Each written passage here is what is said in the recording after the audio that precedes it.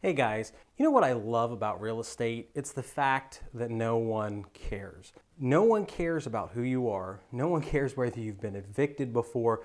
No one cares whether you grew up poor or wealthy. And this property right here is a wonderful example of that. This building was built in the 1850s.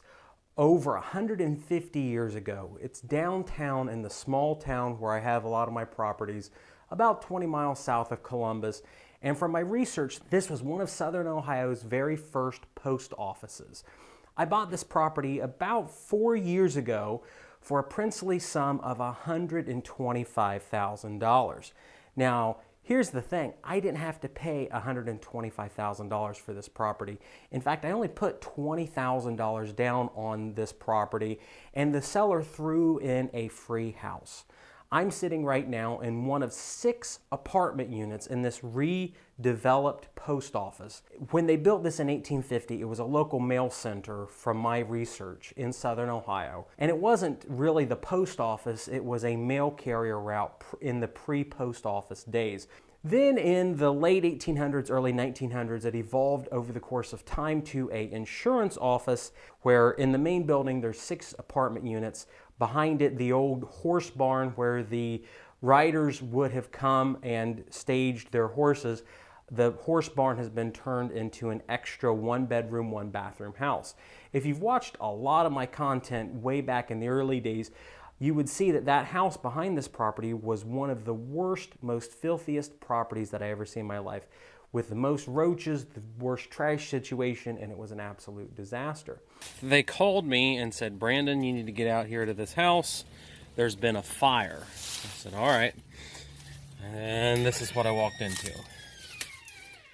If you could smell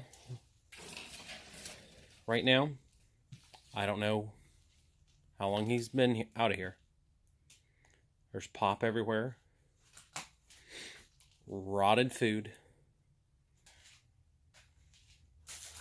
Trash all throughout. And you know how they said there was this fire?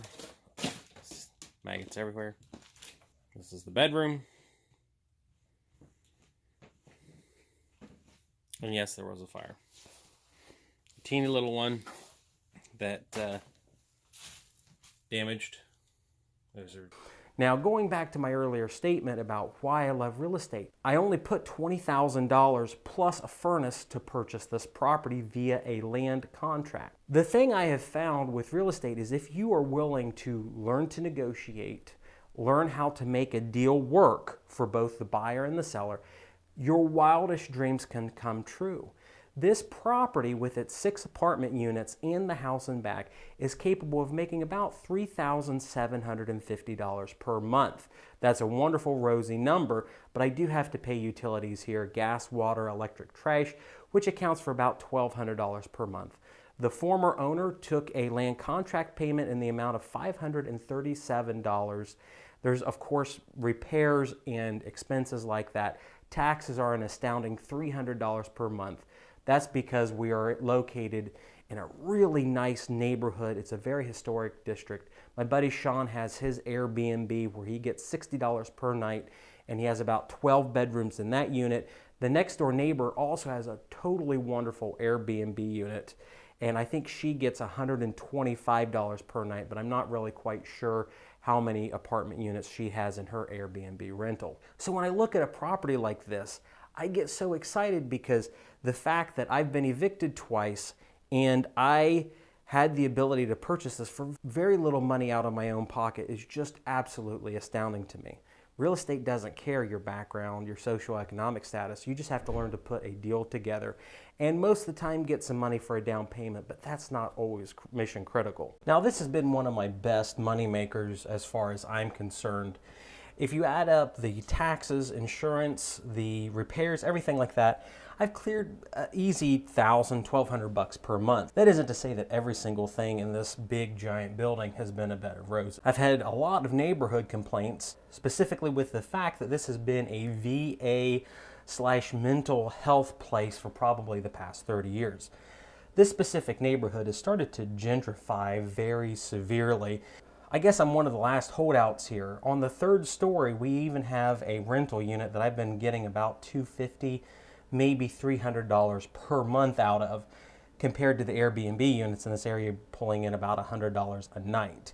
Now, I'm probably pretty stupid because I'm doing the landlord thing with low-income tenants and low-income property as opposed to making them super extra nice. Now, as the units here turn over, we're trying to do a much better job now that I've got more cash flow coming in and I'm finally slowing down my purchase of property. I do the same thing that a lot of people do, and I try to buy the worst house in the best neighborhood, and this is a really great neighborhood. We're located, in fact, to one of the best burger joints in Southern Ohio, Carl's Townhouse, which is really, really cool. But the fighting with the neighbors and problems like that over my tenants have certainly been a headache.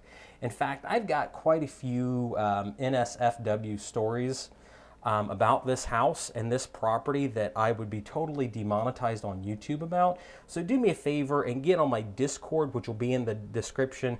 I'm going to shoot a little three or 4 minute video describing one of those terrible situations. It's kind of hilarious because it involves this property and $25 million worth of products that were presumably sold out of here. But that's for a demonetized video and not this one. But going back to the topic of who you are doesn't matter in real estate, it's why I like it so much.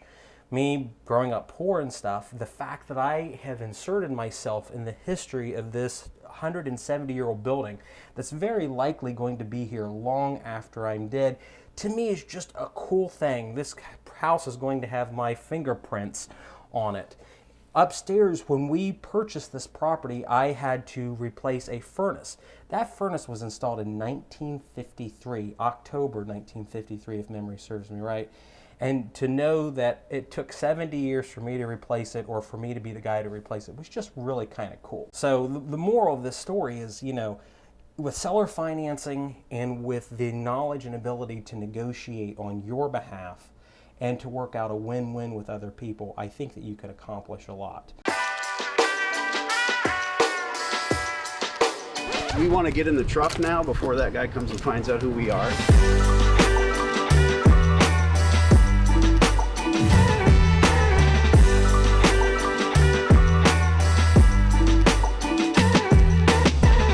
Predominantly what I do is deal with folks that want to get into this industry and help them do so in the proper way from the get.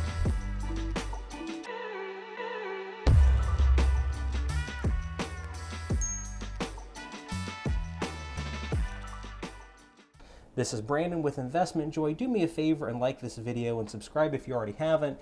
In the description below, there's going to be a sign up for public.com. You can get $10 free in Chase or Apple stock, or you can sign up to Webull and get up to 4 free stocks. I appreciate all you guys watching this. Thank you.